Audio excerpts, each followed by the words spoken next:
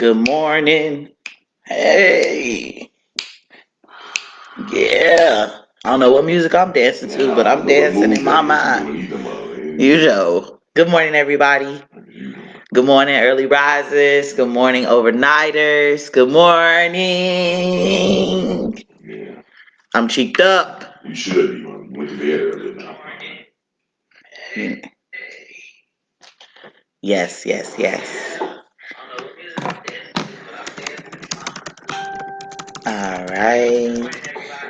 Thank you all for stopping by my live this morning. It's good to have you guys. You guys could have been anywhere else, but you guys decided to stop by and fellowship with me this morning. That is a blessing. Let me go ahead and introduce myself. I am Marisha LaShay, the host of this awesome and amazing show.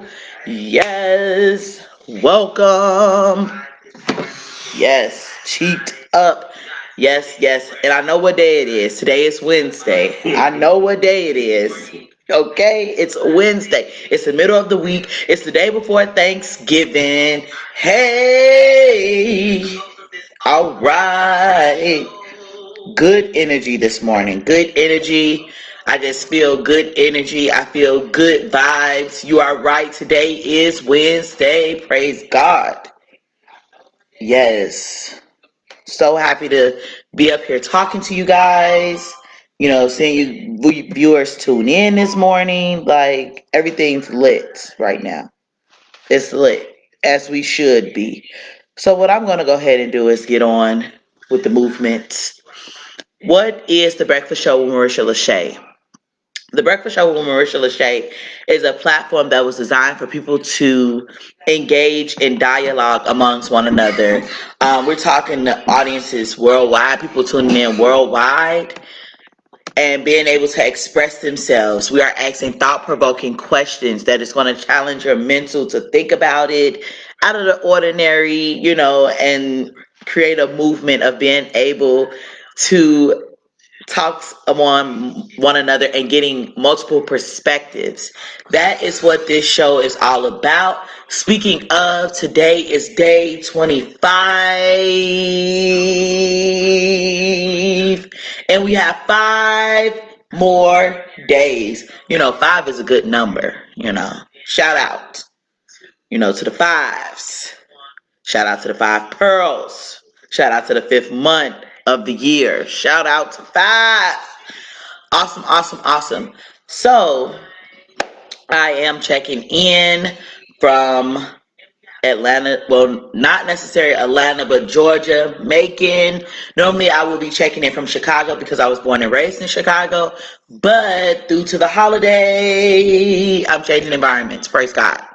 So, with that being said, let's move on to my favorite part, the mental check-ins. Woo! So, what is the mental check-in? The mental check-in is where we examine how we are feeling on a daily. How are we feeling this morning? That is measured on a scale ranging from 1 to 10. 1 being the worst day of your life, 10 being the best day of your life. Yes, that's a winner, winner, chicken dinner. For the best day of your life, that is. All right, so today I am feeling on 1,000. I was able to get some good rest last night. I took it down early last night because I don't have time for that. I do not have time for that. I was tired last night, so praise God. Still up and at it. No, I'm not getting up at 3 a.m. this week. No, I was not. I started off at 4:30 a.m. and I rolled back over and said the devil's a liar. Not doing that. We are not doing that. 6 o'clock is good. So good for me. Kind of relaxed range. Taking like 3 hours back of my life. Great. Praise Jesus. All right. So moving on. I explained to you guys why I am on 1,000 because sleep makes a difference. When you are tired, you need to go to bed. I don't care what's going on. Go to bed. Go. I pull out a gun. Go. All right. Moving on. So the question for today is,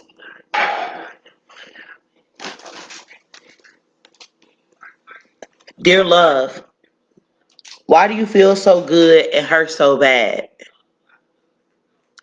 You guys are able to drop your comments in the comment section. Share how you're feeling today. I've already dropped the question. I'm getting ready to drop it again. And then we'll move forward. Dear love, why do you feel so good and hurt so bad? So my approach is going to be a little bit different today when I approach this question, because I'm going to go ahead and dissect it and, break it down. But first, I'm going to start off a list as to how I view love. These are my metaphors for love. So I said love is a double sword. I said love is a two-way street. Love can be a one-way street. Love can be a drive-through. Love can be an open door. Love is a division problem. Love is a multiplication problem. Love is a form of chemistry. Love is life, biology. Love is a gunshot wound. And love is everything. So that is my list of how I view love.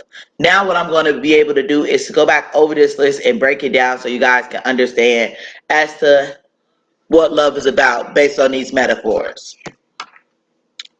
So I said love is a double sword. That was my first thing on my list. It was the top of my list. Great. Why? I say love is a double sword because it can be one side of that sword is going to be used to protect you, but it's also going to allow you to feel safe. It's also going to stab you in the heart if you are open. Okay, that's what I mean by the double sword, because it can be used for two purposes. It can be used in more than one way. When it comes down to love, somebody could love you, could be up here stabbing your ass up. And somebody who's loving you right will look like them protecting you. All right. My next example is a two-way street. Think about it. With a two-way street, you're able to go in two directions. So love is able to go in multiple directions. Especially between two people, it's a two-way street. I'm communicating, you're communicating. I'm reciprocating love to you, you're reciprocating love back to me. That's our two-way street. That's our form of communication. This is how we navigate through this relationship, in any relationship. But the worst kind of relationship that hurts is normally when you have a significant other or in friendships, even family.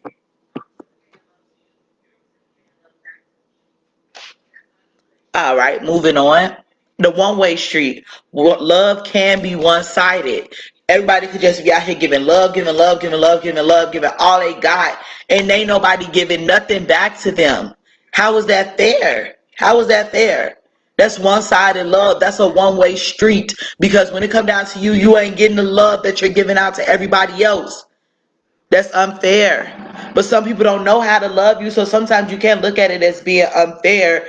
It just was something that was never done to me. How can you expect me to give something that I've never had or that I've never experienced? So don't take it personal. Don't take it personal. Move on. Don't stay around and leave yourself open like that.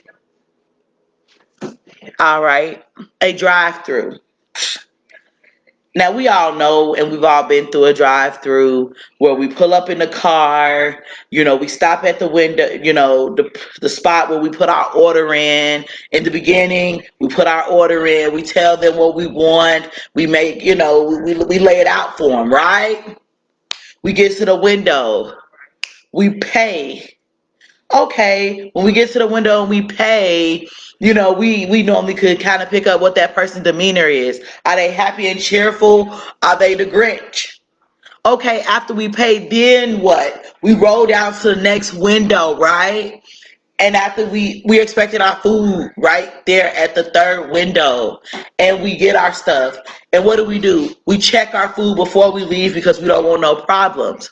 So, in life, We do the same thing that we just did at that drive-through. When we first meet somebody, we give them the rundown of what we expected on how to be loved or what we don't like. So we put out there what we like. We set up here. We pay with time. We pay with money. We pay with investments. Your time is a form of payment. Your money and breaking bread on them is a form of payment. Everything that you give to that person at that point, after you laid everything down to them, is what you give to them. In the form of time, in the form of money, in the form of support, in the form of everything, business ventures, whatever that you guys are willing to do. Then you get down to the last window. That's where you pay that window. But you get to the last window. This is basically the end all be all. Because if your food not right, then what? Then you got some choices to make, right? Hey, I can either act up or kirk up, or either I could just handle my business and say, you know what? I would like a refund. I'm not going to go through with this. This stops right here. You have to say so in building, protecting your peace and setting these boundaries. Now drive through that. Moving on, the open door. Hey, when we're in love, we open up ourselves up. Hey, like an open door, that thing swings open. You open it up. You open yourself up to receive what the other person is giving you. Or, you can still be tiptoeing. Oh, I open up the door a little bit. Okay, I'm going to open up a little bit more. Over a period of time, you begin to open that door even more. Some people just go 10 toes in. Let me go and open this door. Let me receive everything that I have or that this person is willing to give me because it looks like love. Let's talk about how the person sends the representative of love, but this ain't really what they about. Let's keep going, shall we? Don't leave your goddamn door open. How about that? Close it. Moving on. Now, I talk about love like a division problem because, you have the quick division problem, 64 divided by 8. That's evenly. In division, things have to take place equally. This means being equally yoked. Love has to be distributed evenly, or at least on a level playing field. That's what I mean by a division problem. You cannot divide if you do not have the equal amount to divide. That's all that is. Okay, I opened a business, he supported me. He opened a business, I supported him. That was equated to being equal. I support him when his mother died. He supported me when my grandmother died. We are there, or she. This is not always between, man and woman. It could be one. It could be woman to woman, man to man. Who knows? We just ain't gonna limit the pool here. However, I'm gonna stop myself there on that division piece. Moving on, because that's not my movement. That is not me to be up here hollering about what somebody doing in a relationship and carrying on and who they loving. All right. With the multiplication problem, you can multiply. Now I'm talking about what it looked like as far as in your family. What is love looking like? Mother and daughter, is that love between them? Father and daughter, is that love between them? Sister and siblings, brothers, cousins, all that. What does the love look like between you all? Some people are the only child, so they look at their cousins as being their siblings. Like my son and my nephew, they love the mess out of each other. You talk about my nephew's a number one supporter for my son. Every time he get in trouble, he right there at his call, wiping his tears, hugging him. And guess how old they are? My son is 6. My nephew is 2 years old. Where do you learn that kind of behavior so young? At that age, they're emulating what they see. Because between sisters, my sisters, we gonna rock and we gonna roll. And that's what we showing to our kids, period. Moving on that multiplication stuff, because I don't want to be standing on nothing too long, running my mouth. All right, a form of chemistry. Now, you guys know that with chemistry, it comes down to chemicals that's moving from the brain, that's telling your other parts of your body what to do. That's what the brain do. This is your motherboard. This is allowing you, to know what you're supposed to do, to know how to feel because of your brain. That's why the brain is the most important piece there. When you brain dead, you can't do nothing. So your body's going to create chemicals in order for you to know how you're feeling. All right, moving on. Biology, which is the study of life.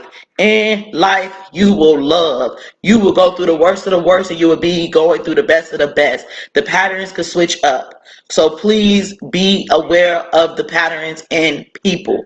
Moving on. And I said a gunshot wound because it could be, love could be through and through. And that's all I got to say on that gunshot wound. And love is everything. Love is everything. Love is in everything that you do. You are having a love for it. You are having the willingness, to do it. What does love look like? Taking everything. Unconditional love right here. This is unconditional love to take on everything, even the unusual. Even the unusual. It's love is like I was at the Golden Corral yesterday, and love looks like pushing your significant other around. Love is stand by your significant other while COVID is taking place right now. This is not the time to be breaking up and carrying on. But I'm saying if it gets too toxic, leave that alone. So my closing statement. What does good love look like? It's liberating. It feels right. And it's healthy in various relationships. It is structured and it has boundaries. It is not forced and it isn't pretending because the kind of love is reciprocated amongst two people. It has you energized and secure in what love is. What does bad love look like? It's draining. It has your emotions all over the place. And you are normally giving out a lot of energy that you don't have. There are red flags associated with it. And the other person is constantly sucking the energy out of you. And the love is unbalanced in this situation. It's forced love, and you have to do a lot of convincing for others and yourself. You have to find yourself speaking to yourself about what is and what isn't. The person is not equipped for this, and you aren't normally equipped either because you are pretending and you're lying to yourself. So I asked the question, dear love, why do you feel so good and hurt so bad? Thank you all for chiming in. That is The Breakfast Show with Marisha LaShay. You guys have a wonderful, wonderful, wonderful, wonderful Wednesday. I will see you guys tomorrow. Thank you for the support. Thank you guys for sitting there listening. I appreciate you all. Have a blessed day. See you guys tomorrow.